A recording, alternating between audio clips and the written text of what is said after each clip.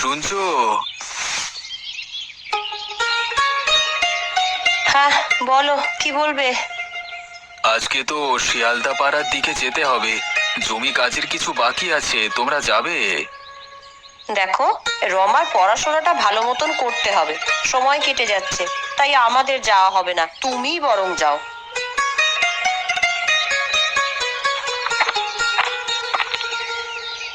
মা, ও মা, আমি অনেক পড়াশোনা করতে চাই। কাল থেকে আমার স্কুল তো শুরু হবে। হ্যাঁ মা, তুই পড়াশোনায় বেশ মনোযোগী, কিন্তু পাড়ার ছেলেমেয়েরা তো জমিতে গিয়ে বালকপনা করে, দুষ্টুমি করে।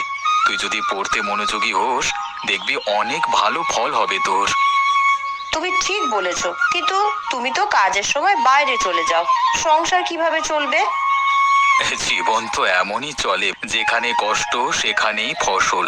তুমি আর রমা ভালো থাকলেই তো আমি শান্তি পাবো। বাবা, আমি পড়াশোনায় আরো মন দেব, আর ঠিক মতন রেজাল্ট করব, তারপর চাকরি করব, আমাদের অনেক টাকা হবে। তোকে নিয়ে আমার অনেক স্বপ্ন রে মা, তুই বড় হবি, গ্রামের মুখ উজ্জ্বল করবি। পড়াশোনা করলি তো একদিনে বড় হবি না? যেদিন হবি সেদিন আর সবাই বলবে কি সুন্দর কাজ করলি, মনে রাখবি তো? হ্যাঁ বাবা, আমি জানি, আমার মনে থাকবে। আমার লক্ষ্মী মেয়ে। নীলিমা, আমাকে একটু জল দাও, বড্ড তেষ্টা পেয়েছে গো। হ্যাঁ, এই দিচ্ছি গো।